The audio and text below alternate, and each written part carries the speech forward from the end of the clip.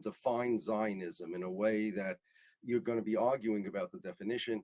I would say that all Zionisms, no matter what type or who's giving the definition, presuppose two things. The first thing all Zionisms presuppose is that the Jewish people are a nationality. We're a nation. We're not just a religion, we're a nation. Now, you can define a nation as a race, as they used to do in the olden days. You can define a nation however you want, but it's not just a religion the way Jews looked at themselves for thousands of years. Jews are a nationality, and two, Israel is the state of that nationality. Those are the two things that are contained in all definitions of Zionism. So first, once upon a time, the Jewish people looked at themselves, well, let's go back 2,000 years, when the days of the temple, before the Romans kicked us out of Jerusalem and the Holy Land. The Jews looked at themselves as a people who were enjoined by God to fulfill the Torah. That's all they were. The story of the Jewish people is very simple. It involves three things. God gave the Torah to the Jews. That's it. Those three things. God gave the Torah to the Jews. Any distortion of those three things, any of those three things, makes another religion. The ancient idol worshippers changed the concept of God. They had totem poles and things like that. That's why they were idol worshippers. The Christians changed the Torah. They have a New Testament. The law changed, and the Zionists changed the third factor there, to the Jews. The Zionists changed the concept of what the Jews are, just as the pagans changed God and monotheistic God, a first cause, and something that's completely unphysical into a totem pole, and the Christians added something to the law. They completely changed the law. They said it was superseded. The Zionists changed the concept of the Jewish people. The concept of the Jewish people used to be just as I said, and it is succinctly stated by about 1,000 years ago, Rabbi Saadia Gaon. He lived in Egypt, and his statement was so well known that Theodore Herzl even quotes it in his diary without even knowing who said it. He just quotes it. It means in English, we are only a people, we're only united by the Torah. That's it. Nothing else unites us. If you remove the Torah from the Jewish people, there's no difference between the Jews and anybody else.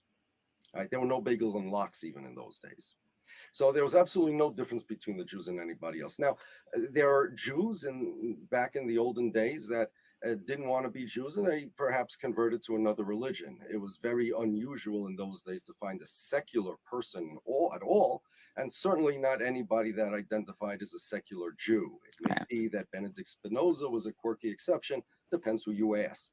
But then came the Emancipation and the Enlightenment, and the Jews were no longer relegated to ghettos, and they were allowed to go to universities, and they were allowed to be out in society. And there were many Jews that said, you know what, I don't want to be religious. I don't want to be part of this studious, righteous, pious, priestly kind of people. That's what the Jews were. We want to be regular Russians. We want to be regular Germans. We want to be regular Frenchmen. And the problem is it didn't work. Long story short, there were persecutions, anti-Semitic persecutions against them. 1881, the pogroms in Russia started a cascade of terrible pogroms that killed many, many Jews. And the secular Jews, the assimilated Jews, had a kind of an identity crisis. They didn't want to be Jews because they actually, and this is important to know, they looked at the Jews as ugly. It wasn't just that they didn't want to be religious because they wanted, talk on the telephone on Saturday.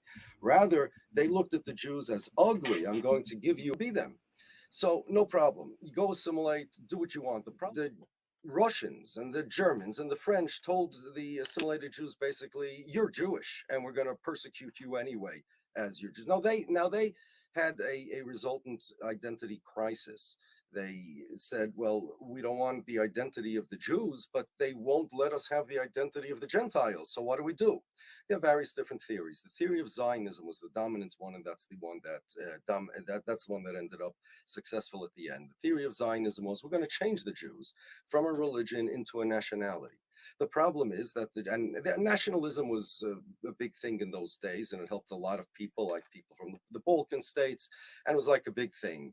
Every 100 years, there's another thing, another ism. Nationalism was a thing going on.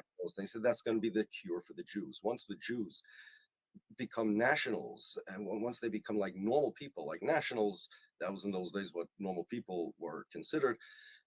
That was considered normal people. There won't be any more anti-Semitism. No one's going to hate them. Everyone's going to love them. They won't. Everything will be fine.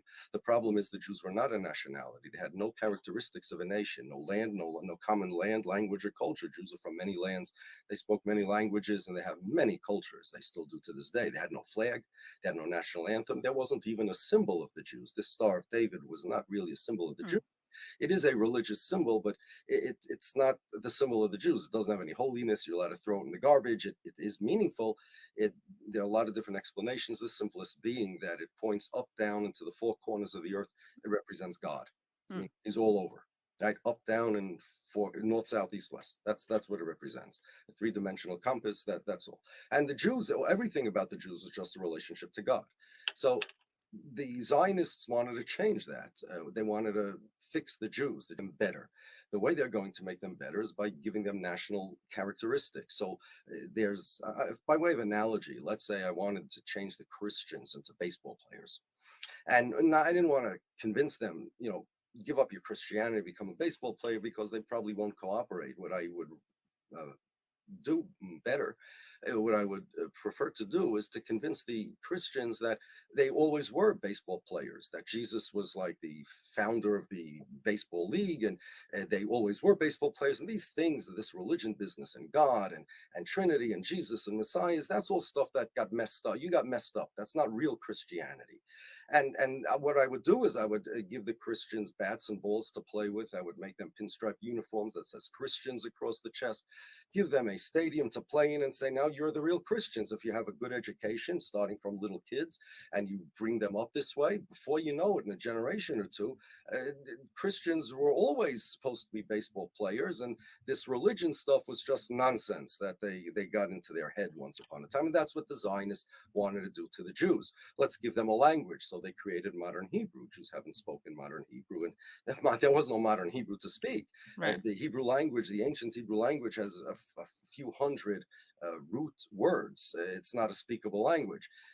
Even when we did speak it, it wasn't a national language of the Jewish people, meaning that's not what united us into a nationality the way other languages do. So we're going to make modern Hebrew. And they had modern Hebrew before they had a state.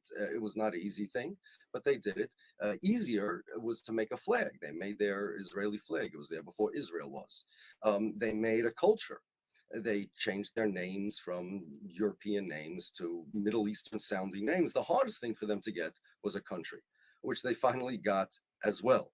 And the idea is we're going to teach the Jews that the Jews are always a nationality. Your aspirations to return to the Holy Land was not for a messianic renewal of the world, a new spiritual revelation of God where the wolf will lay down with the lamb. No, really, it's a political self-determination that you always wanted. And that's why they chose Israel as opposed to everywhere else. The Zionists could have had land in many, many places.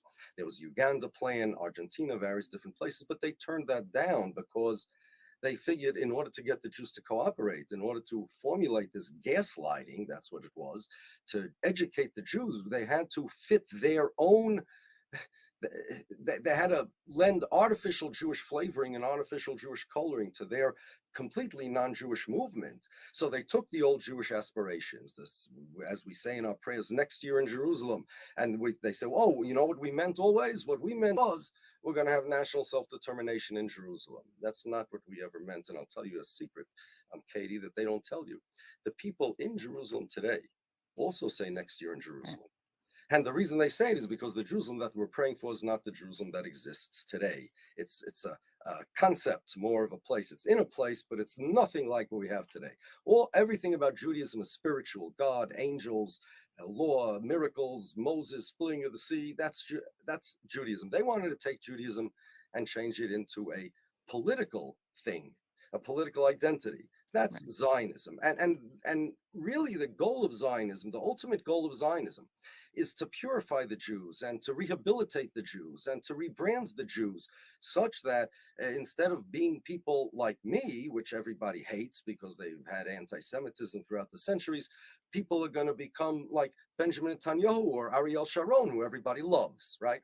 That was their plan. Didn't work out that way, but that was their plan. They're going to win gold medals. They're going to win Eurovision contests. They're going to be normal people. They're going to have an army. And of course, that was the main thing that they hated about the Jews. The Right. Jews are big pacifists.